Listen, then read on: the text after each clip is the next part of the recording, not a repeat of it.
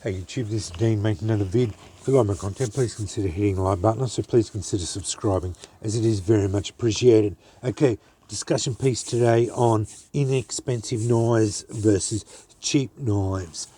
I've got three knives here in front of me. I went through a stage of buying knives that were on the cheaper end of the market, and sometimes you can get some real gems that are basically really good value for money, that are reasonable quality, will last you a good long time, and are good value for money. That being said, you can also buy some junk that are not worth the money. eBay is or any of the others, eBay, AliExpress, all those sort of things, Amazon, you can go down the rabbit hole with them and try these sort of knives. And the old adage of you get what you pay for is quite often very true. I bought a lot of knives that I regretted later on because they were absolute rubbish, and I bought a couple that were inexpensive but still good quality or reasonable quality. I won't say they were good quality going on to excellent quality. They were serviceable knives. They will work. They will do what they were supposed to do, but they are not the sort of knife I would depend my life on for the rest of my life. I am by no means a knife snob, but I do appreciate a quality knife, and I do think you have to spend a bit more money and get a quality knife to get a good knife. That's my personal opinion. Many others will probably disagree with that. I'm probably not going to be able to change your mind. That's just my opinion, and from what I have found in the knife world. I've been fooling around with knives since I was basically about 10 years old. I'm 51. 40 odd years. Fooled around with them a lot. Been playing with them, using them, tried a fair few of them out. I've got expensive knives, I've got cheap knives. Most of the time with the cheaper knives, they skimp on fit and finish, materials, and that's where it comes into the sheaths aren't as good, ergonomics, particularly the jimping, and that'll be rough. Ergonomics, it just won't feel good in the hand. The geometry will be off a little bit. The grinds won't be so good. You can tell when you get a quality knife in hand. Everything will be finished off a little bit better. Everything is refined a little bit better. Things just fit better. Everything is a little bit better. There are always going to be things that break that mold. These two knives here, I have found, were inexpensive knives that were good. They were not that expensive, and they worked out pretty good. This one here was inexpensive. It was a cheap knife, what I call a cheap knife, and I probably would never have bought it again. It was a Damascus knife. It rusts. no matter how much oil I put on it. It's fit and finish isn't really good. It's no brand knife that I think was made in Pakistan or China. Either way, they said it was Damascus, and there is folding in the steel, but yeah, most of it is just this print on it. But I think they did fold steel here. Yeah, you might be able to use this knife, and you might get years of service out of it. Personally, I wouldn't pay $5 for it. I think I paid about $20 for it, or $30 for it. I think it was a waste of money. I only have it here now because I would not pass it on to anybody else. I personally think it's a piece of shit. I just don't like it. The fit and finish on it is not very good. Overall, it is just not a very good knife. I don't want to spend too much knife on that. Yeah, enough said about that. These two. The SEMA 1. This is a Essie clone made out of 7CR17 MOV steel, which is a reasonable steel. Not a bad knife at all. I haven't done a lot of work with it. I've seen lots of people use these knives. They overall fit and finish on it was all pretty good. Everything's nice and smooth. The micata's really good. Everything on it was quite good. The jimping's a little bit of aggressive up here, but overall, pretty damn good. I didn't pay a lot of money for it. I think it was about $25 Aussie posted. So off the top of my head, it was a while ago. Yeah, they are not a bad buy if you can get them now. I don't even know if you can still buy them anymore. Obviously made in China. They're just a quality Chinese clone of the SE3 off the top of my head. Ergonomics, they fit my XXL sized hands really well. Come up on there, no dramas.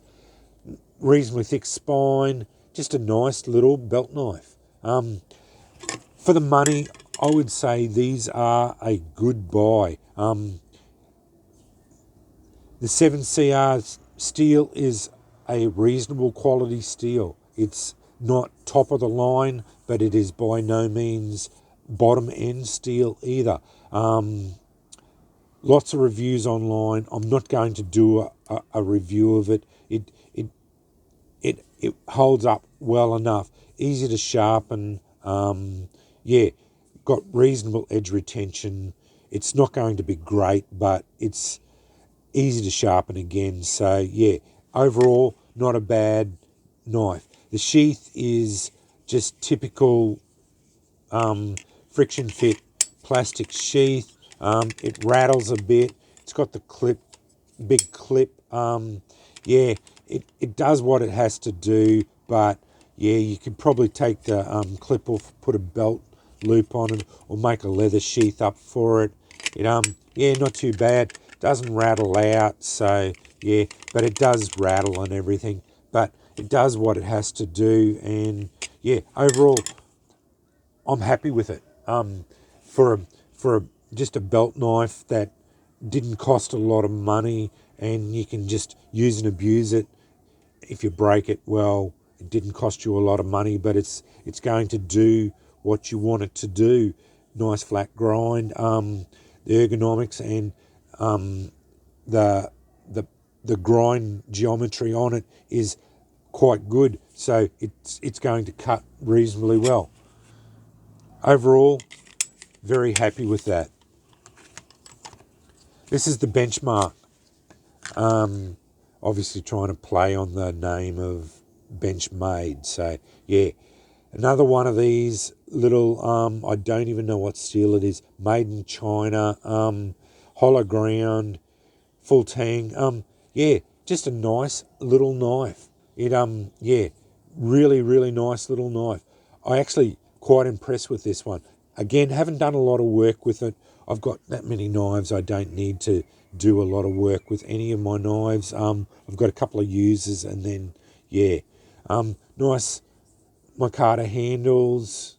Yeah, it's just overall just a nice little knife.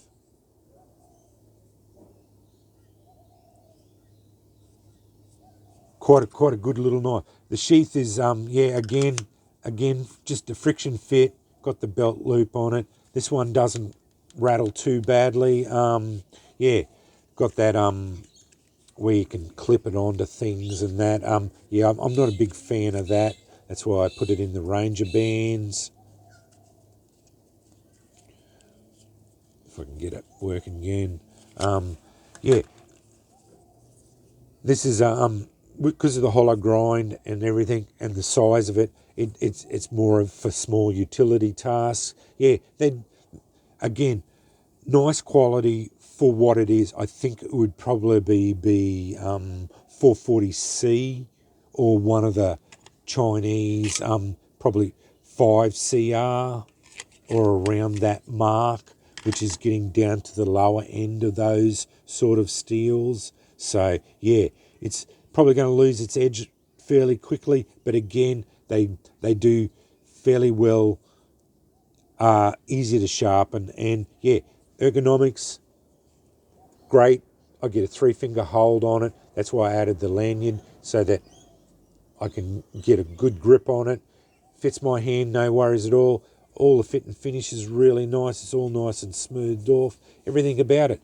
Yeah, just overall, just a nice little knife.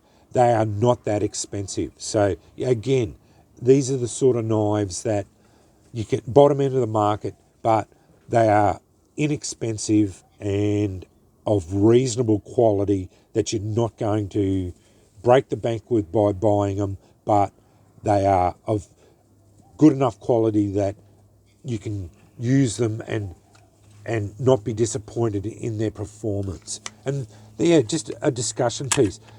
These two I have no trouble recommending because they are of good enough quality that they will serve you well. But if you've got more money and are willing to step up, I would definitely say jump up a little bit, because you can go to a $50 or $60 knife and get a substantial more quality knife. But these ones will service you very well.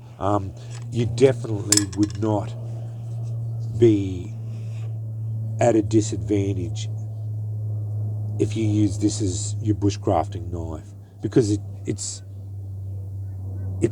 shape and everything is very conductive to that. It's a drop point hunter style knife. So yeah, it's very well suited those sort of tasks. Its handles got a good ergonomic shape, and yeah, well, it's shaped cloned after the SE3. I'm pretty sure it's the SE3. This is that size and that. So yeah, it's that sort of shape is very conductive to that medium belt knife type of task. So anything about for that sort of small to medium task, this is what this knife is going to excel at with the flat grind and everything. It's yeah, it's going to do that task very well.